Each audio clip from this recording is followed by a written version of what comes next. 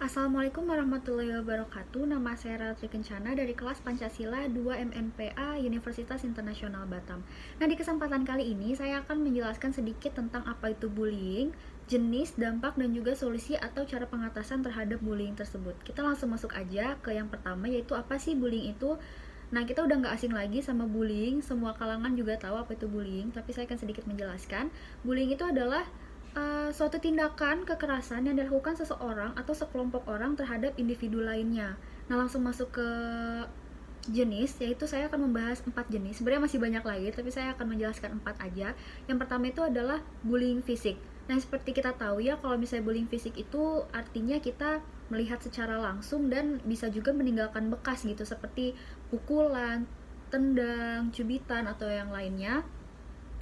Nah, yang kedua itu adalah bullying verbal. Bullying verbal atau lisan ini bullying yang dilakukan secara omongan aja gitu. Dia nggak melakukan kontak fisik, tapi dia hanya melakukan secara omongan. Nah, ini juga sangat berbahaya karena bisa mengenai mental si korban tersebut gitu. Nah, kalau bullying verbal ini contohnya itu seperti caci maki, julukan, dan sebagainya. Nah, yang ketiga itu adalah pengucilan bullying. Kalau misalnya pengucilan bullying ini kita bisa tahu ya, kalau misalnya pengucilan itu artinya si individu ini dijauhi oleh lingkungannya, entah itu lingkungan main, lingkungan sekolah, lingkungan kerja, atau apapun itu.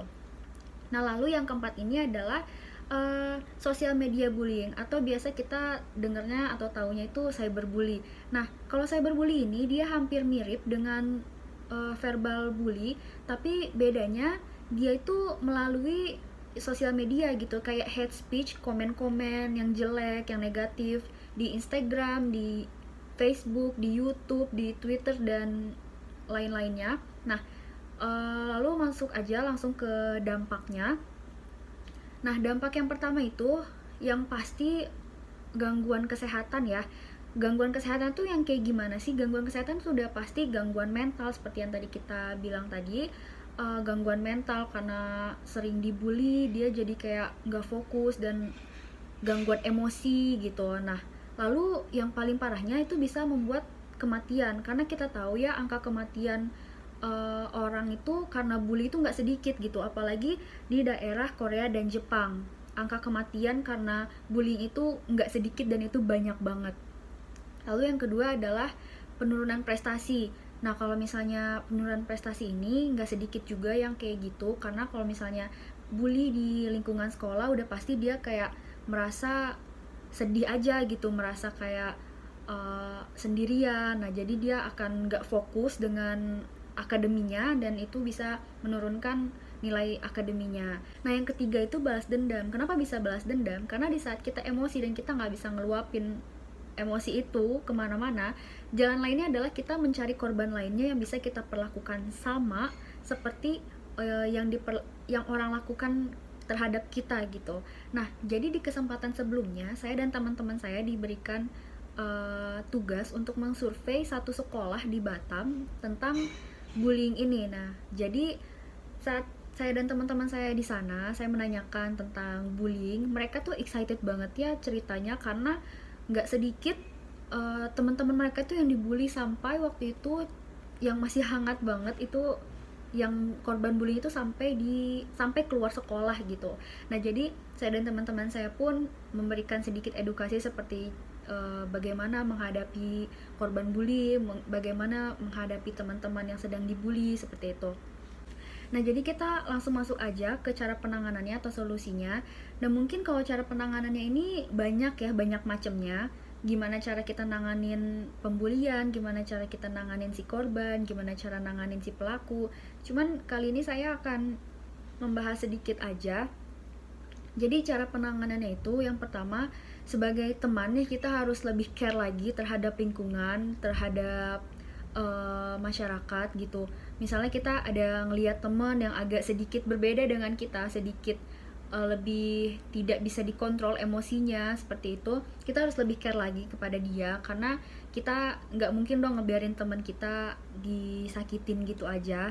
Nah, mungkin kita nggak lihat secara langsung, tapi kita nggak tahu gimana dia di sosial medianya, gimana dia dengan orang-orang lain yang secara verbal aja gitu.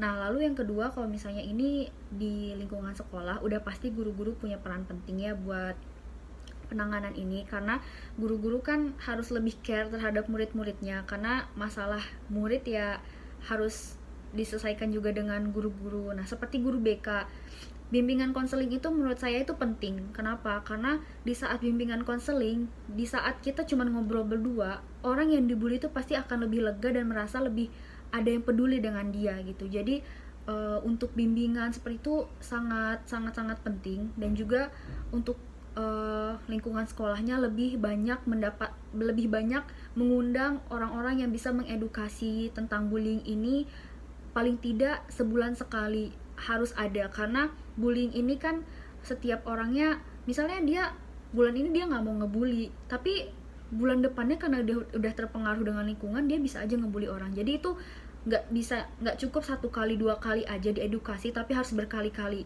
gitu, karena anak-anak sekolah itu masih gampang terpengaruh ya.